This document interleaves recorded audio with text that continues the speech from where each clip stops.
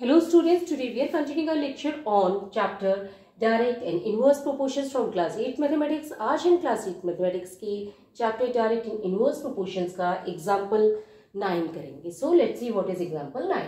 If 15 workers can build a wall in 48 hours, अगर 15 worker हैं वो एक वॉल को बिल्ड कर देते हैं 48 आवर्स में, how many workers will be required to do the same work in 30 hours, कितने वर्कर्स की जरूरत पड़ेगी सेम काम को करने की अगर हमारे पास 30 आवर्स हैं।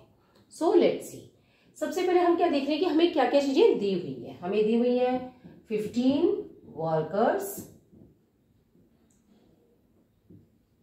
Build a wall in 48 hours. Okay, ये हमें दिया हुआ है।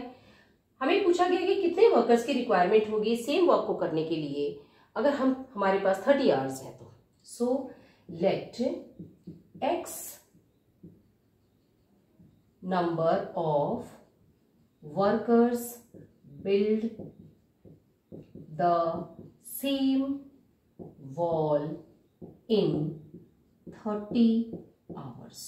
ओके, तो हमने माना कि x नंबर ऑफ वर्कर्स हैं जो इस वॉल को बिल्ड करेंगे 30 आवर्स में। सो अब हमें इसमें टेबुलेटेड फॉर्म में लिख लेते हैं। नंबर ऑफ वर्कर्स हैं 15 और टाइम है 48 आवर्स। यहाँ पे नंबर ऑफ वर्कर्स हैं x और टाइम है हमारे पास 30 आवर्स। अब हम इस कंडीशन में टेबुलेटेड फॉर्म के बाद देखेंगे कि डायरेक्ट प्रोपोर्शन में कि इनवर्स प्रोपोर्शन में।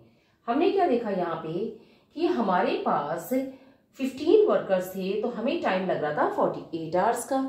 अब हमारे पास 30 आवर्स हैं तो डेफिनेट बात है टाइम कम हो गया है, तो हमें उसी काम को करने में ज्यादा वर्कर्स की जरूरत पड़ेगी। ओके, तो यानी कि जब टाइम कम हुआ है तो नंबर ऑफ वर्कर्स बढ़ जाएंगे, तो ऐसी कंडीशन में ये इनवर्स प्रोपोर्शन लगेगा। So now let's see, 15 into 48 is equal to x into 30। Okay, अब हम यहाँ पे क्या देख रहे हैं कि 30 है वो x से मल्टीप्लाई हो रहा है, यहाँ आएगा तो डिवाइड हो जाएगा। So 15 into 48 divided by 30 is equal to x। Okay, अब हम इसे देखते हैं। 3 1 जा 3, 3 0 जा 0, 3 5 जा 15। ओके, अब 5 1 जा 5, 5 2 जा 10। अगेन ये 2 है, 2 1 जा 2, 2 2 जा 4, 2 4 जा 8। ओके, तो हमारी x की वैल्यू क्या आ गई 24, यानी कि हमें 24 workers are required to build the wall in 30 hours. Okay, तो हमारी x की वैल्यू हो गई 24। तो हम यहाँ पे देख रहे हैं कि यहाँ पे नंबर ऑफ वर्कर्स 15 थे तो नंबर ऑफ आवर्स थे 48। अब हमने देखा कि आवर्स कम हुए हैं तो नंबर ऑफ वर्कर्स इंक्रीज हो गए हैं 24 तक।